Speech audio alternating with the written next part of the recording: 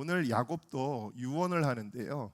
유언의 핵심이 뭐냐면 나를 어디에 좀 묻어달라는 것입니다. 그게 오늘 야곱의 유언의 핵심입니다. 자, 어디다가 묻어달라고 했는지 29절을 같이 읽어보겠습니다. 시작. 그가 그들에게 명하여 이르되 나를 햇사람 에브론의 밭에 있는 굴에 우리 선주와 함께 장사하라 그랬어요. 그리고 그 밑에는 그게 30절에는 마므레야 막벨라 밭에 있는 것이다. 그래서 우리가 흔히 이거를 막벨라 굴이라고 이렇게 표현을 합니다. 유언의 핵심은 뭐냐면 나를 가나안 땅에 있는 그 막벨라 굴에다가 나를 꼭 묻어야 된다. 그렇게 이야기를 했는데요. 이게 야곱에게 얼마나 중요했는지 이게 처음 얘기한 게 아니고 창세기 47장을 보면은 야곱이 자기가 죽을 날이 가까웠다는 걸 알고는 자기 아들 요셉을 한번 불렀었습니다. 그리고 이스라엘 사람들은 아주 중요한 맹세를 할 때 손을 허벅지에다 넣고 맹세하게 하잖아요. 그래서 자기 허벅지에다 손을 넣고는 또 맹세를 시키는 겁니다. 뭐라고 맹세를 시켰냐면 너는 내가 죽게 되면은 나를 메어다가 조상의 묘지에 장사해라. 조상의 묘지라는 게 바로 이 막벨라 굴이거든요. 그랬더니 요셉이 내가 아버지의 말씀대로 행하겠습니다. 그렇게 하고 또 맹세해라. 그러니까 또 맹세를 합니다. 그렇게 맹세를 이미 받았었는데 오늘 이제 마지막 숨을 거두기 직전에 또 한 번 유언을 하는데 어떤 유언을 하냐면 아들들 이렇게 다 불러 모아가지고 너는 앞으로 이런 사람이 되라 저런 사람이 되라 얘들아 또 천국에서 만나자 뭐 이런 얘기가 아니에요. 지금 딱 중요한 얘기 하나를 하고 남기고 숨을 딱 거두는데 나를 여기 애굽에다 묻지 말고 어디다가 묻냐면 가나안 땅 그 마므레 앞 막벨라 굴에다가 나를 묻어라. 그렇게 이야기를 하고 있습니다. 자, 야곱이 묻히기로 바랬던 무덤이었던 막벨라 굴은요 어떤 굴이었길래 그랬을까? 너무 멋있는 곳이었기 때문에 그랬을까요?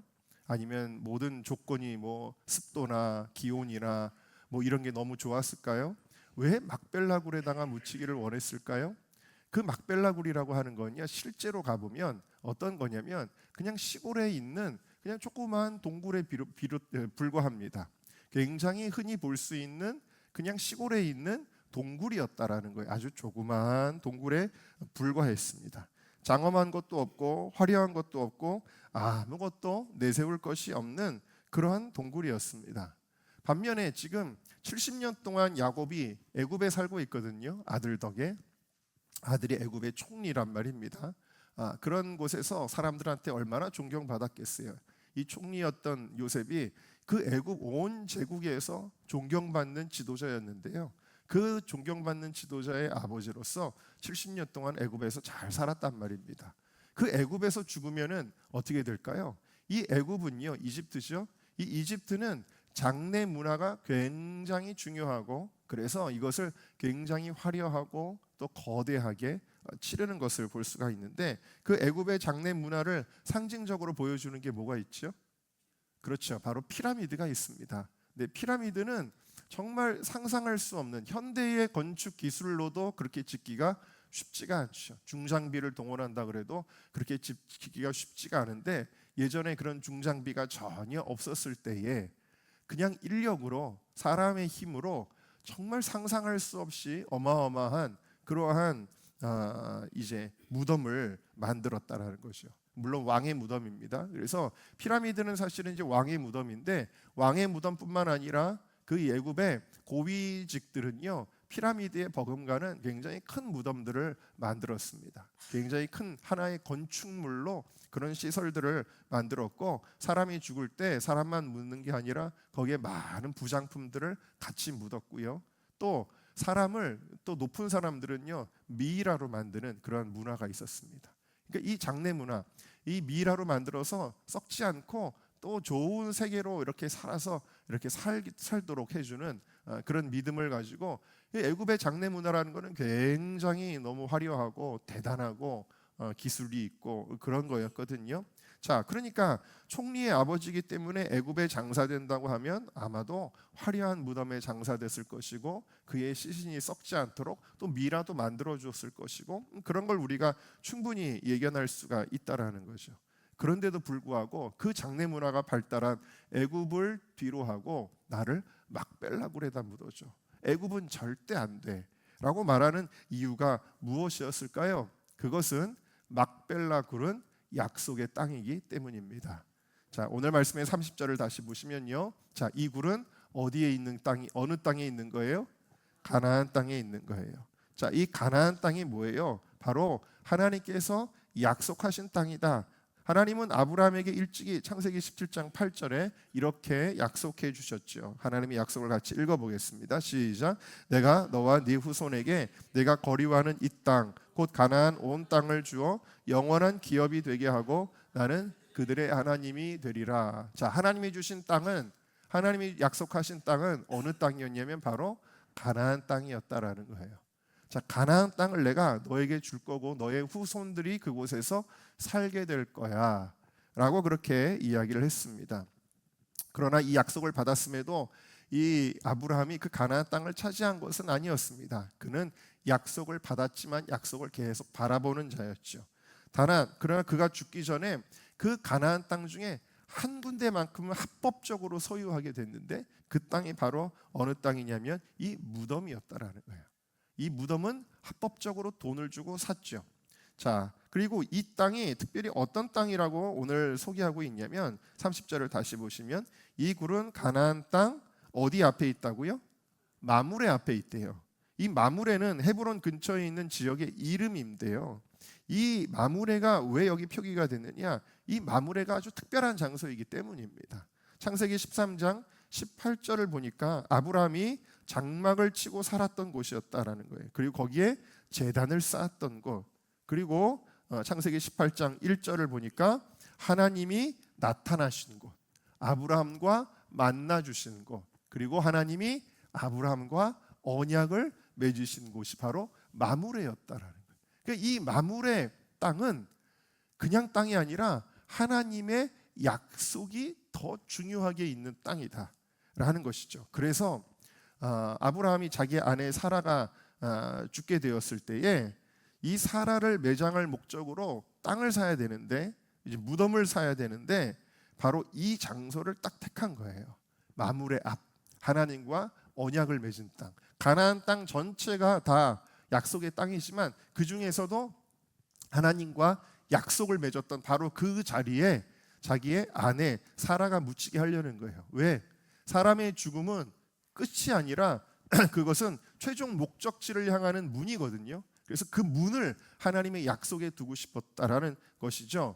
자, 그래서 아브라함이 이 마므레 앞에 있는 이 동굴을, 막벨라 동굴을 사는데 햇사람들이 소유기 때문에 햇사람들에게서 삽니다. 근데 햇사람들은 이 아브라함이 워낙 덕망이 많고 존경받는 사람이었기 때문에 아유, 살 필요 없습니다. 저희가 그냥 드릴게요.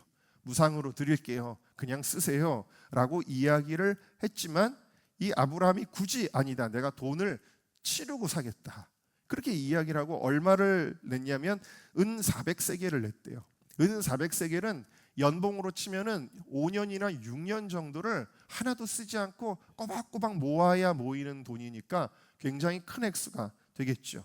자, 가나안의 일부인데 그러나 완전한 소유권을 확정짓기 위해서, 나중에 그럴 수 있잖아요. 그 땅 원래 우리 땅이야, 너네들 쓰라고 준 것뿐이야, 이럴 수도 있잖아요. 그러니까 완전히 소유권을 확정하기 위해서도 돈을 지불하였지만 그러나 이것은 더 큰 영적인 의미가 있습니다. 다시 말해서 우리가 약속하는데 도대체 약속이 뭐길래, 약속 눈에 보이지도 않는 거잖아요. 손에 잡히지도 않는 거잖아요. 도대체 이 약속이 뭐길래, 그 약속이 뭔지를 보여주는 거예요. 그 약속이 무엇이냐? 바로 그 약속은 내가 너를 부자가 되게 해줄게, 내가 너 높은 사람 만들어줄게, 내가 성공하게 해줄게, 그런 약속이 아니라 이 약속이 뭐냐면 내가 너를 살게라는 거예요. 내가 너를 살게. 무엇으로요? 예수 그리스도의 십자가의 피값으로. 예수 그리스도의 십자가의 피값으로 내가 너를 사서 너를 구원해서 너를 내가 너의 하나님이 되고 너는 나의 자녀가 되고 너는 나의 백성이 되고, 그래서 너희들이 이 땅에서 살다가 끝나는 게 아니라 진짜 가나안 땅, 바로 하나님 나라 천국으로 내가 너희를 들여올게 라는 바로 구원의 약속인 줄로 믿습니다. 그래서 성경은 끊임없이 우리를 주님께서 값을 지불하고 사셨다라는 것을 표현하고 있습니다. 자, 베드로전서 1장 말씀을 다 같이 읽겠습니다. 시작. 너희가 알거니와 너희 조상이 물려준 헛된 행실에서 대속함을 받은 것은 은이나 금같이 없어질 것으로 된 것이 아니요 오직 흠없고 점없는 어린 양 같은 그리스도의 보배로운 피로 된 것이니라. 우리가 찬송가의 가사로 많이 부르지 않습니까? 은이나 금같이 없어질 보배로 된 것이 아니라 예수 그리스도의 피로 너희가 구원을 받은 것이다. 사도행전 20장 말씀 다 같이 읽습니다. 시작. 여러분은 자기를 위하여 또는 온 양떼를 위하여 삼가라. 성령이 그들 가운데 여러분을 감독자로 삼고 하나님이 자기 피로 사신 교회를 보살피게 하셨느니라. 여러분들을 뭘 주고 사셨냐면 피로 사셨다라는 것입니다. 또 고린도전서 6장에도 보니까 너희는 너희 자신의 것이 아니라 값으로 산 것이 되었으니 그런즉 너희 몸으로 하나님께 영광을 돌리라 하셨습니다. 자, 여러분은 구원 받았습니까? 자, 구원을 어떻게 받았죠? 구원을 바로 우리 입장에서는 믿음으로 구원을 받았지만 그러나 하나님 입장에서는 예수 그리스도의 핏값을 내고 우리를 구원하신 거예요. 노예 시장에 팔려가는 그 노예를 마치 값을 주고 풀어주는 것처럼 예수님께서 우리를 위하여 십자가에 죽으심으로 우리가 구원받은 줄로 믿습니다. 그리고 이 십자가 복음의 결과가 무엇입니까? 히브리서 11장을 같이 읽겠습니다. 시작. 이 사람들은 다 믿음을 따라 죽었으며 약속을 받지 못하였을 때 멀리서 보고 환영하며 또 땅에서는 외국인과 나그네 임을 증언하였으니 그들이 사모하는 것은 더 나은 본향 곧 하늘에 있는 것이라. 그러니까 이 가나안 땅은 이 이스라엘 사람들에게 본향이죠. 돌아가야 될 곳이에요. 애굽에 영원히 사는 게 아니에요. 하나님이 필요에 의해서 애굽에 있는 것뿐이에요. 쉽게 말하면 뭐 우리 청년들한테도 제가 그런 얘기 하지만 어떨 때는 또 사회 경험이 필요할 때도 있어요. 자, 애굽은 그러나 최종 목적지는 아니에요. 자, 우리가 정말 돌아가야 되는 땅이 있다라는 거예요. 그게 이스라엘 백성에게 가나안 땅이었는데 이 가나안 땅보다 더 좋은 본향은 어디에 있어요? 이스라엘에 있는 게 아니라 지금 우리가 비행기 타고 한 열 몇 시간을 타고 가야 되는 그 이스라엘에 있는 게 아니라 어디에 있냐면 바로 하늘에 있는 것이다. 할렐루야. 자, 우리의 본향은 하늘에 있습니다. 할렐루야. 네, 여러분들의 고향, 저는 고향이 충남 공주인데요.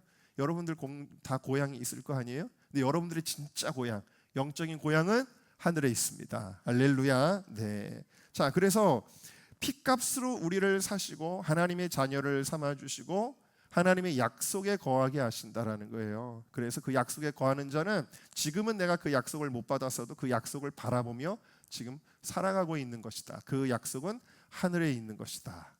그렇게 이야기를 하고 있는 것이죠. 자, 그래서 약속을 믿고 그 안에 거한다는 것은 이 땅에서 이익이 없더라도 우리가 하나님의 말씀대로 살아가는 거예요. 왜? 하나님의 약속에 거하는 자는 바로 이 하나님의 약속이 뭘로 나타나냐면 바로 이 말씀으로 나타나거든요. 성경 말씀. 그래서 구약, 신약, 테스트먼트라는 거예요. 하나님과의 언약, 약속이라는 거예요. 그러니까 여러분들이 성경 말씀을 사랑하고 그 말씀에 순종해야 이 약속 가운데 거하는 것입니다. 네, 성경 말씀이 약속이거든요. 우리와 맺은 약속의 계약서예요. 저게 계약서. 그런 것이다라는 거예요. 그러니까 우리가 이 땅을 살아가는 동안에 우리의 가치관은요, 약속이 없는 사람하고는 다를 수밖에 없는 거죠. 우리의 가치관은 뭐에 기반하게 돼요? 성경에 기반하게 되는 것입니다. 우리의 가치관은 성경에 기반하기 때문에 세상 사람들이 중요하게 여기는 것을 우리가 똑같이 중요하게 여기는 게 아니라 우리는 성경이 중요하다고 여기는 것을 중요하게 여기는 거예요. 그게 뭐예요? 가치관이라는 거예요. 가치관. 무엇이 더 가치가 있느냐? 여러분들이 이 자리에 있잖아요. 이게 가치 있다고 여러분들은 믿기 때문이에요. 약속이 없는 사람들은 여기 있지 않습니다. 여기 뭐하러 있어요? 가치가 없다고 느끼거든요. 바로 우리의 가치관이 무엇이냐? 우리의 가치관은 바로 하나님의 약속 안에 거하는 것이다. 여러분, 우리의 인생은요, 끊임없이 선택을 하는 거예요. 선택의 연속이에요. 아침에 일어나자부터 우리는 선택을 하지 않습니까? 나 오늘 무슨 옷 입고 가지? 그러니 선택을 하는 거예요. 내가 오늘 누구와 만나지? 또 내가 어떤 직업을 선택하지? 수없이 많은 선택의 연속이고 바로 이 야곱도 지금 마지막 인생의 마지막 선택을 하는 거예요. 마지막 선택이 뭐냐면 내가 어디 묻히지 하는 선택이에요. 근데 야곱의 가치관은 무엇을 선택하느냐? 피라미드 같은 화려한 애굽의 장래 문화를 선택한 것이 아니라 비록 초라하고 아무 가치 없어 보일지라도 이 야곱의 눈에는 가장 가치 있는 거, 그게 바로 약속이었기 때문에 나를 마므레야 그 막벨라 굴에다가 나를 묻어줘야 된다라는 것입니다. 더 놀라운 것은 이 야곱이 누구 곁에 묻혔는가 하는 것입니다. 자, 이 막벨라 굴은 조상들이 묻혀 있는 곳이라고 얘기했는데 실제로 31절에 자세하게 설명하고 있죠. 같이 읽어봅시다. 시작. 아브라함과 그의 아내 사라가 거기 장사되었고 이삭과 그의 아내 리브가도 거기 장사되었으며 나도 레아를 그곳에 장사하였노라. 자, 여기 누가 묻혔다 그랬어요? 첫 번째로는 아브라함이 묻혔대요. 그리고 아브라함의 아내였던 사라가 묻혔대요. 그 다음에 이제 아브라함의 아들이면서 야곱에게는 아버지가 되는 이삭이 묻혔대요. 그리고 이삭에게는 아내가 있었죠. 리브가가 묻혔어요. 자, 그리고 나서 거기 누가 묻혔다 그랬어요? 레아가 묻혔대요. 자, 여러분, 야곱에게는 두 명의 부인이 있었습니다. 첫 번째 부인이 레아죠. 언니였습니다. 근데 원래 야곱이 누구를 사랑했죠? 라헬을 사랑했어요. 근데 첫날 밤을 치르고 나서 보니까 라헬이 아니라 레아였어요. 그래가지고 화가 나가지고 삼촌 이게 도대체 어떻게 된 일입니까? 너 7년만 더 일하면 내가 내 둘째 딸 줄게. 그래가지고 또 7년을 일한 다음에 둘째 딸인 라헬과 결혼하게 되었죠. 그리고 이제 12명의 아들들이 또 이제 생기게 되었던 것인데 이 야곱은요 평생 라헬을 사랑했어요. 라헬을 사랑했습니다. 그런데 그게 많이 표현이 되어 있죠. 자, 창세기 29장 18절 보니까 야곱이 라헬을 사랑함으로, 또 창세기 29장 20절에 보니까 야곱이 라헬을 위하여 7년 동안 뼈 빠지게 일했으나 그를 사랑하는 까닭에 그게 시간 가는 줄 몰랐다. 그렇게 표현하고 있죠. 또 창세기 29장 30절에 야곱이 또한 라헬에게로 들어갔고 그가 레아보다 라헬을 더 사랑하였더라 그랬어요. 자, 그리고 심지어는 더 사랑하는 정도가 아니라 창세기 29장 31절에 이렇게 표현되어 있습니다. 여호와께서 레아가 뭘 받았다고요? 미움을 받았대요. 미움받는 것을 보시고 불쌍히 여기셔서 이 레아에게 먼저 태를 열어주신 거예요. 그래서 자식을 쑥쑥 낳게 해주셨다라는 것입니다. 여러분, 아무리 속아서 결혼했어도 이 야곱의, 우리가 이 구약을 읽다 보면은 야, 하나님이 뭐 일부 다처제를 그냥 허용하시네, 그거 괜찮은 건가 보다 오해하면 안 돼요. 이건 인간의 연약함 때문에 생긴 일들이지 성경은 분명히 일부 일처제를 처음부터 명령하신 거예요. 다만 그 당시에 어떤 그런 상황과 문화에 의해서 인간의 연약함이 드러난 것뿐이에요. 그러니까 사실은 이 야곱의 정실은 레아라고 말해야 되는 것입니다. 자, 그런데 그럼에도 불구하고 이 야곱은요 라헬을 사랑했어요. 라헬을 사랑했고 그리고 첫날 밤에 자기를 속인 외삼촌뿐만 아니라 어쩌면 보면은 그 레아도 그 아버지에게 아버지가 시키는 대로 물론 했겠지만 되게 이제 뭐라 그럴까요? 되게 미웠을 거예요. 미웠을 것인데 그런데 특별히 왜 그러면은 레아보다 라헬을 더 사랑했느냐? 그 이유를 창세기 29장 17절이 기록하고 있습니다. 읽어볼까요? 시작. 레아는 알력이 부족하고 라헬은 곱고 아리따워. 한마디로 말하면 여러 가지가 이유 있겠지만 뭐 때문에 라헬을 더 사랑한 거예요? 예뻐서. 네, 예뻐서 그렇습니다. 네, 그러니까 이 레아는 알력이 부족했다는, 눈이 나빴다는 것만 의미하는 게 아니라 뭔가 매력적이지 않았다라는 거예요. 매력적이지 않아요. 뭔가 촌스러워요. 살다 보니까 저 여자는 내 부인이라고 막 구박하고 미워할 거예요. 너가 왜 내 부인이야? 그러면서 막 구박하고 미워하고 라헬은 예쁘고 아름답고 라헬 이렇게 한 것입니다. 이렇게 편애하는 사람이 야곱이었어요. 야곱은 이렇게 자기 부인 중에서도 라헬만 이렇게 예뻐하고 레아는 심지어 미워했다라는 것입니다. 그런데 이 레아는 어디에 묻혔냐면은 바로 오늘 본문에 보니까 막벨라 굴에 묻혔는데, 라헬은 그러면 어디에 묻혔느냐? 라헬은 창세기 35장 16절에 기록이 되어 있습니다. 이 베델에서 베델에서 에브랏으로 가고 있었는데요. 에브랏이 베들레헴이에요. 베들레헴으로 가는 중에 그 라헬이 갑자기 죽었어요. 해산을 하다가 아들을 낳다가 죽었죠. 요셉을 낳다가 죽었어요. 죽었는데 바로 이때 막벨라 굴로 옮기지 못하고 그 자리에서 매장을 합니다. 그래서 창세기 35장 19절에 라헬이 죽음에 에브랏 곧 베들레헴 길에 장사되었고, 베들레헴으로 가다가가 아니라 헤브론으로 가다가 중간에 베들레헴에서 이 일이 벌어진 거예요. 그래서 이 베들레헴에 있는 길가에다가 이 라헬을 장사하였습니다. 자, 아버지가 묻혀 있는 그 가족묘에다가 묻은 게 아니라 그냥 거기서 라헬이 죽었을 때 그냥 그 베들레헴 길가에다가 혼자 묻게 되었다라는 것입니다. 자, 그런데 여러분, 그러니까 가나안 땅이기는 하지만 이곳은 언약의 중심부가 아니라 길가에다가 묻었어요. 그런데 오늘 말씀을 보면은 이게 왜 중요하냐면요, 가족묘에 묻히지 않은 게 왜 중요하냐면, 이 야곱이 자기가 죽는 거를 이렇게 표현하고 있어요. 29절을 다시 보겠습니다. 자, 노란색 부분만 읽어볼까요? 시작. 내 조상들에게로 돌아가리니.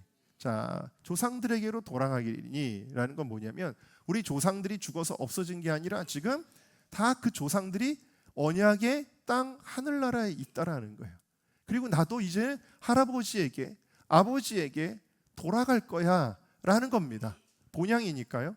자, 다시 말해서 이 가족묘라고 하는 문화, 이 사진 어제 제가 카톡방에 올렸었는데 그 이스라엘 사람들의 묘지는요 가족묘예요. 그 가족묘, 그 어떤 방 같은 거에다가 이런 방 같은 거에다가 그냥 아버지 시신 관도 놓고 이것도 놓고 해가지고 다 한 방에다가 넣는 거예요. 자, 이건 뭘 가리키는 거냐면 언약 아래에서 결국에는 다 만나게 되는 거예요. 믿습니까? 여러분들의 부모님이 예수님을 잘 믿고 여러분들도 예수님을 믿으면 천국에서 다 만나게 되는 줄로 믿습니다. 네, 우리 성도님들도 마찬가지고 우리 교회에 제가 이제 목회하면서 많은 분들이 돌아가셨는데 그분들을 우리가 영영 못 보는 게 아니라 우리가 하늘나라에서 다시 만나게 되는 줄로 믿습니다. 자, 근데 그 가족묘라는 건 그런 의미를 담고 있는데 이 라헬은 다른 곳에 혼자 묻혔어요. 다른 곳에 혼자 묻혔다라는 것입니다. 자, 그런데 그러니까 여러분 제가 아까 말씀드렸듯이 애굽의 장례 문화는 화려하고 장엄하고 멋있단 말이에요. 이 가나안 땅에 묻힌다는 것은 초라하고 뭐가 없어 보인단 말이에요. 꼭 이 레아와 라헬 같아요. 여러분, 레아는요 알력이 부족해서 매력이 없는 여자예요. 촌스러운 여자예요. 그런데 라헬은 아름답고 매력적인 여자예요. 마치 애굽의 그 모습과 가나안의 모습 같다라는 것입니다. 자, 그런데 중요한 건 그러면서 라헬을 사랑했는데 결국에는 어디에 묻혀요? 라헬의 곁에 묻힙니까? 내 평생 사랑하던 라헬 곁에 나를 묻어다오 그랬습니까? 그렇지 않죠. 바로 레아의 곁에 묻히게 되어집니다. 이것이 뭘 가리키느냐? 여기 라헬의 이름이 거론조차 되고 있지 않아요. 이것이 무엇을 의미하느냐? 이 레아는요, 레아에게서 누가 나오냐면 유다가 나오고, 유다에게서 다윗이 나오고, 다윗에게서 나중에 그 후손 가운데 아까 오늘 찬송을 불렀는데 기가 막히네요. 호산나 다윗의 자손께, 우리 찬송 불렀잖아요. 예수 그리스도께서 오십니다.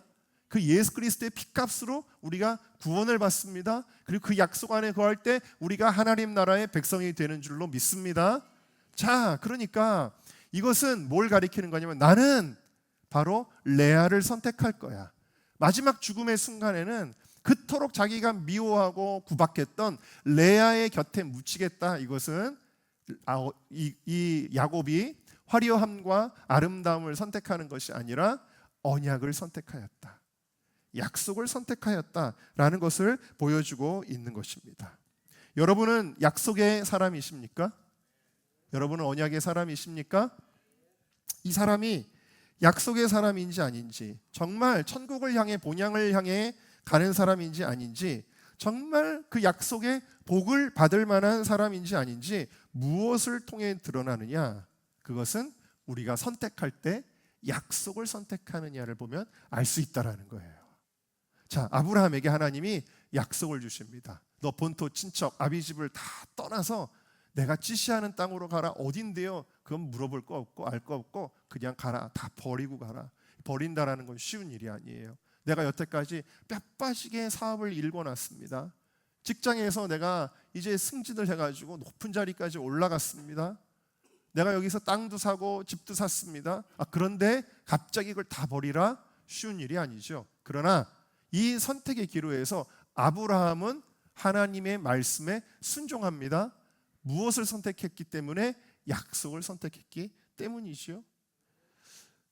이제 그러나 그가 한 가지 실수한 게 롯을 데리고 간 거였는데, 하나님이 이제 창세기 13장에 이르게 되면은 롯과 헤어지라고 말합니다. 근데 롯에게 먼저 선택권을 주죠. 자, 네가 가고 싶은 땅을 가. 네가 먼저 선택하고 싶은 걸 선택해 라고 이야기를 합니다. 그때 롯은 딱 보고 어디를 선택을 했다 그랬어요? 소돔과 고모라를 선택했다 그랬어요. 왜? 보니까 너무 아름답고 풍요롭고 마치 눈에 보기에 여호와의 동산 같았다, 에덴 동산 같았다라는 거예요. 그리고 여기 또 뭐라고 표현했어요? 애굽 땅과 같았더라. 이 표현은 뭐죠? 화려하고 아름답고 크고 장대했다라는 거예요. 모든 성공의 가치들이 여기 다 있었다라는 거예요. 그러니까 주저하지 않고 육적인 생각을 갖고 살았던 이 롯은 그 소돔과 고모라 땅을 선택하였다라는 것입니다. 반면에 아브라함은 어디로 갔는지 한번 보실까요? 자, 11절에 보면 롯은 요단 온 지역을 택하고 동으로 옮겨갔고요. 12절에 아브라함은 어디에 거주하였다고요? 가나안 땅에 거주하였습니다. 가나안 땅은 롯이 선택하지 않은 땅입니다. 초라한 땅, 황무지와 같은 땅이었습니다. 그러나 아브라함은 약속을 선택한 것입니다. 육적인 가치보다 영적인 가치를 훨씬 더 소중하게 여겼다라는 것입니다. 히브리서 11장에 이렇게 표현하고 있죠. 자, 믿음으로 모세는 장성하여 바로의 공주의 아들, 한 제국의 아들. 여러분 아버지가 삼성그룹 회장이면 좋지 않겠어요? 여러분 그것만 생각해도 그러면 우리 교인 중에 그런 사람 한 명 있으면 아이고 건물 하나 좀 더 어디 사서 지어줘 막 이러고 싶은 마음이 들 수도 있겠죠. 자, 대단한 거예요. 제국의 황제의 아들입니다. 근데 그것을 거절하였다.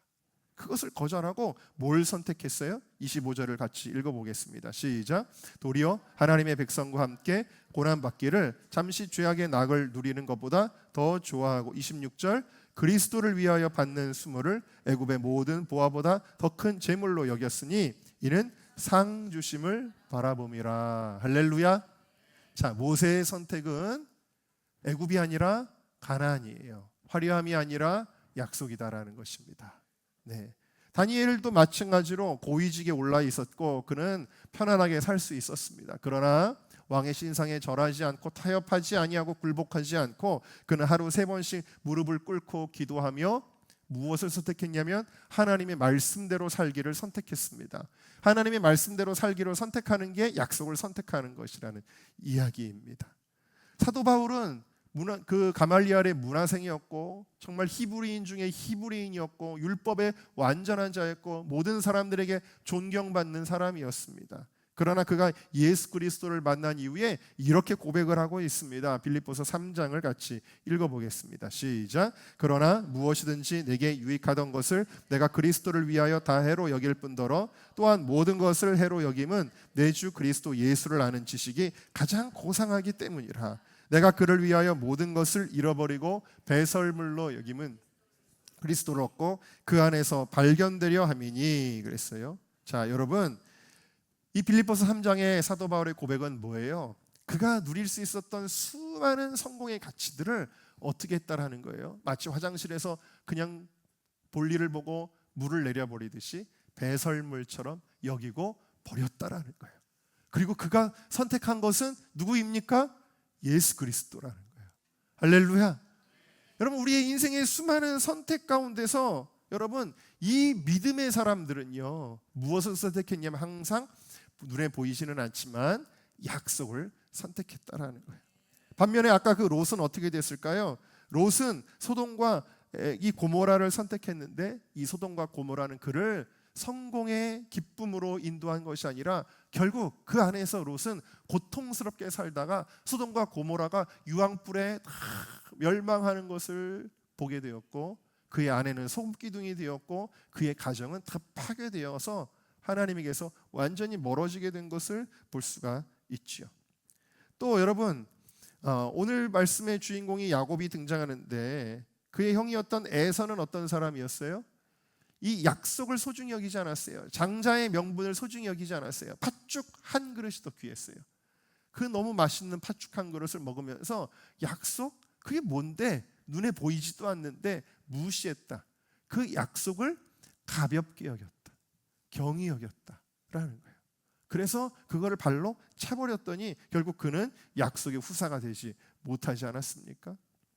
이스라엘의 첫 번째 왕이었던 사울은 하나님의 말씀보다, 명령보다 사람의 시선을 선택합니다. 그래서 사람들한테 잘 보여야 되는데, 인정받아야 되는데, 내 인기가 유지돼야 되는데, 그것을 신경 쓰다가 그가 백성들을 두려워하다가 하나님의 말을 듣는 것이 아니라 인간의 말을 듣고 쫓아다니다가 결국 비참한 최후를 맞이하게 됐어요. 하나님이 선택하시고 기름 부으신 자였음에도 불구하고 말이죠. 가룟 유다는 예수님을 쫓아가는 제자의 특권을 받았음에도 불구하고, 그 놀라운 은혜와 선택을 받았음에도 불구하고 예수님을 은 30에 팔아버리고 말았다라는 거예요. 육적인 가치를 선택했다라는 것입니다. 여러분의 모든 선택, 내가 오늘 어디에 갈까? 누구를 만날까? 무엇을 살까? 어떤 학교를 갈까? 어떤 직장을 갈까? 나는 어떤 직업을 선택할까? 어떤 배우자를 만날까? 어떤 며느리를 들릴까?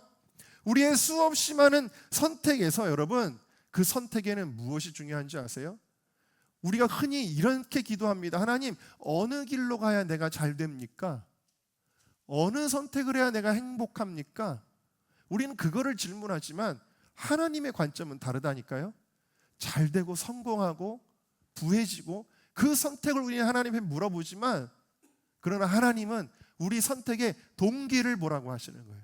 그 선택의 동기는 무엇이냐면 내가 잘 되고 내가 편안하고 내가 안락하고 내가 성공하고 내가 인정받고, 그것이 아니라 내가 좀 힘들고 어려운 길이라고 할지라도 하나님의 약속을 선택하리라, 나를 향한 하나님의 계획 가운데 내가 있으리라, 그것을 중요하게 여긴다라는 것입니다. 여러분들이 오늘 이 예배를 선택하셨는데요, 여러분, 예배라는 것은 원래 구약에서는 뭐예요? 제사예요. 제사는 어떤 뜻을 가지고 있냐면 영어로 sacrifice라는 단어로 쓰이죠. sacrifice가 뭐죠? 희생하는 거예요. 희생한다는 것은 좋은 일이에요, 나쁜 일이에요? 내가 뭔가를 버려야 돼요. 내가 뭔가를 잃어버려야 돼요. 그것은 여러분들에게 그렇게 유쾌한 일이 아닐 거예요. 그러나 그럼에도 불구하고 그것이 의미가 있기 때문에 희생 제사를 하나님 앞에 드리는 거예요. 그럼 이것이 신앙에 와서는 무엇이 되냐? 예배가 되는 겁니다. 예배는 무슨 뜻을 가지고 있느냐? 예배는 그냥 즐겁게 박수치면서 하나님을 찬양하는 것만 의미할까요? 그렇지 않습니다. 예배도 똑같습니다. 예배에도 희생이 있어요. 그래서 예배는 영어로 worship이라고 합니다. 이 worship이라는 말은 어떤 단어와 똑같은 어근을 가지고 있냐면 worth라고 하는 단어와 똑같은 어근을 가지고 있습니다. worth라는 말이 뭐죠? 그것은 가치라는 거예요. 여러분들이 누군가가 야, 오늘 나와랑 같이 어디 가서 뭐 좀 하자. 그러면 오늘 100만 원 줄게. 1시간만 일하면 100만 원 준대요. 그럼 여러분 어떻게 하시겠습니까? 여기 오시겠습니까? 100만 원 벌러 가시겠습니까? 왜 대답을 안 하세요? 네? 예배를 지키겠습니까? 1000만 원이면 어떻게 할래? 1억을 준다 그러면 어떻게 할래? 여러분, 이게 뭐죠? 그러면 승현이한테는 이 예배가 10억, 100억, 1000억의 가치보다 더 중요한 거라는 거예요. 근데 어떤 사람은 하나님 오늘만 봐주세요. 제가 그거 가지고 11조만 해도 억이에요. 100억인데. 점점 너무 극단적인 예인 것 같지만 여러분, 여러분의 예배는 가치가 있어야지 의미가 있는 거예요. 그냥 할 일이 너무 없어서, 시간이 너무 남아서 심심한데 교회나 가볼까? 이렇게 오는 거는 가치가 없는 예배라는 거예요. 제가 어렸을 때 친구 면회를 갔습니다. 저 거여동에 707 부대 갔는데 이 친구가 쩔뚝쩔뚝거리면서 나오는 거예요. 왜 그렇게 쩔뚝거리냐 그랬더니 교회 간다고 고참들한테 맞았다라는 거예요. 근데 맞아도 가는 거예요. 그게 가치라는 것입니다. 왜? 약속은 소중하니까. 하나님의 말씀은 소중하기 때문이다라는 것입니다. 그러니까 여러분이 선택할 때, 내가 직장을 선택할 때도 주일 성수할 수 있는 직장인지 보고 선택하는 사람이 있고, 어떤 사람은 돈을 많이 벌 수 있는 직장인지, 내가 편안하게 다닐 수 있는 직장인지를 선택하는 사람이 있다. 여러분, 오늘 아까 말씀드린 대로 오늘 여러분이 예배를 지킬 때도 어떤 사람은 즐거움 때문에 주일에도 놀러 가는 사람이 있어요. 그건 뭐예요? 마치 에서가 약속을 경히 여긴 것처럼 예배를 경히 여기는 거예요. 그래서 오늘은 내가 친구들하고 가족들하고 놀러 갔다 오자. 그 예배가 너무 사소한 거예요.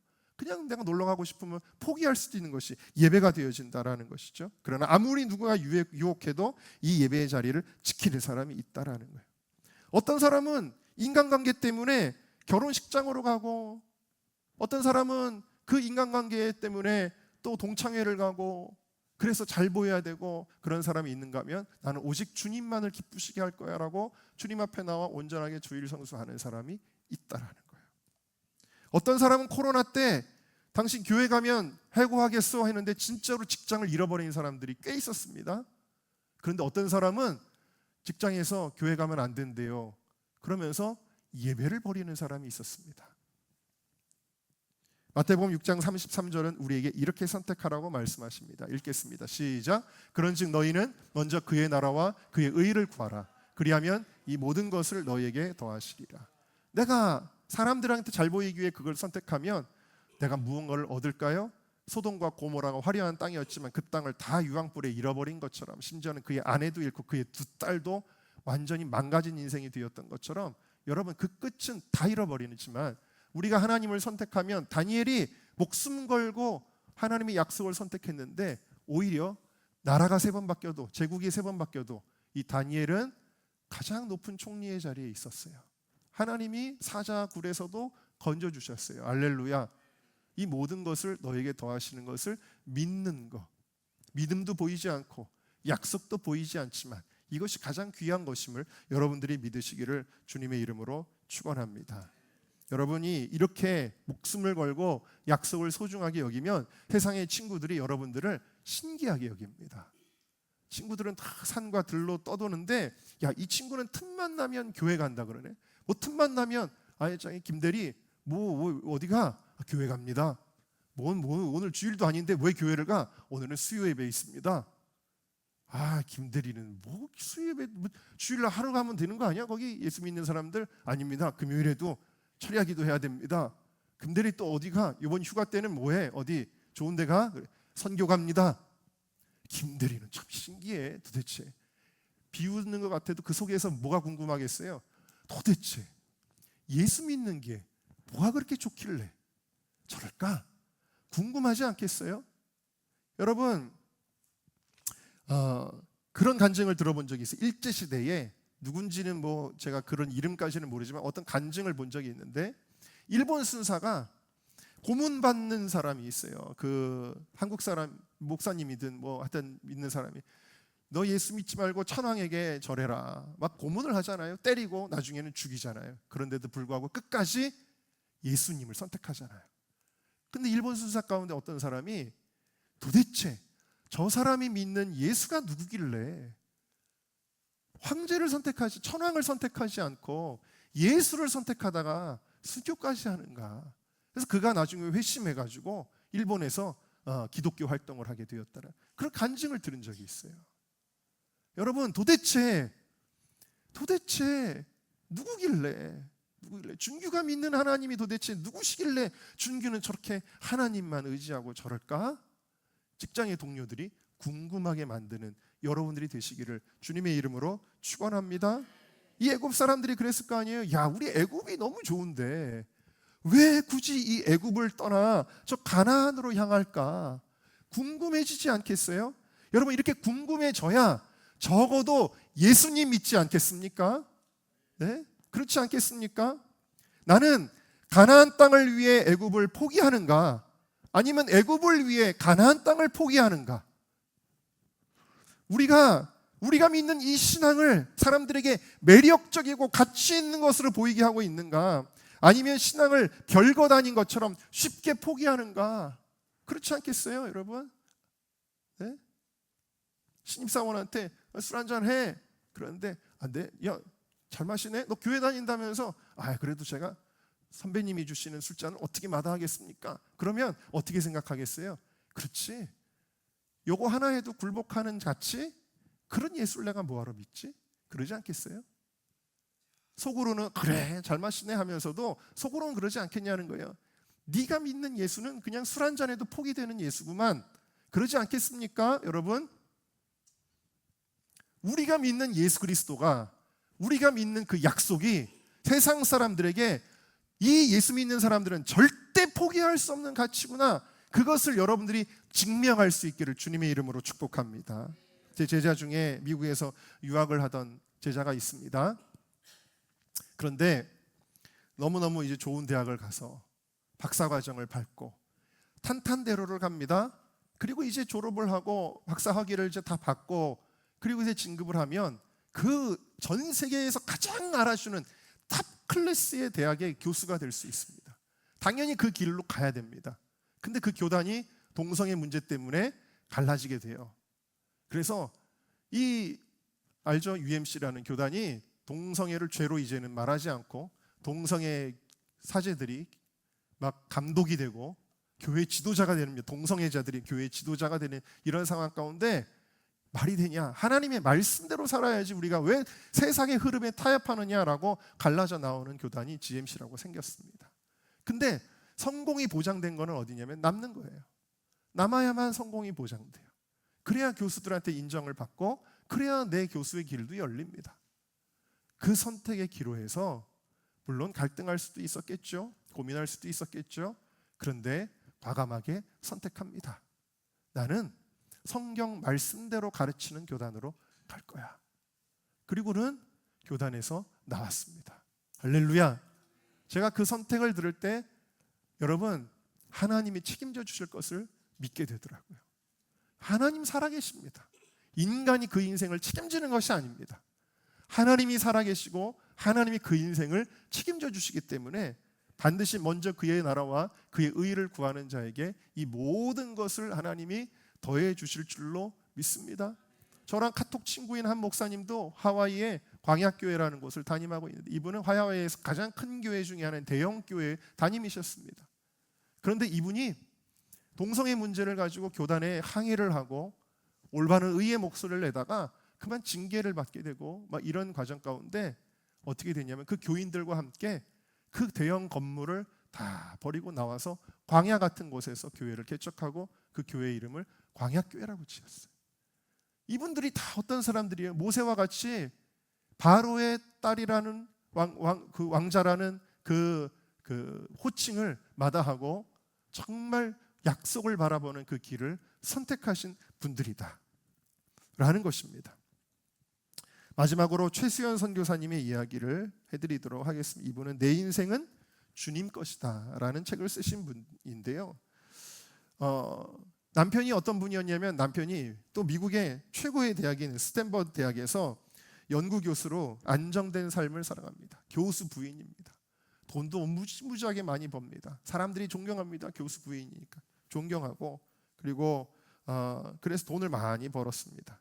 그래서 돈 쓰는 재미로 삽니다. 모든 백화점의 VIP 고객입니다. 항상 명품만 썼습니다. 그리고 명품을 들고 다니면서 과시하는 재미, 그리고 이렇게 화려하게 다니면서 사람들이 또 대접하면 대접받는 재미로 인생을 살았습니다. 근데 그 남편이 갑자기 하나님을 만나요. 그리고 완전히 뒤집어져요.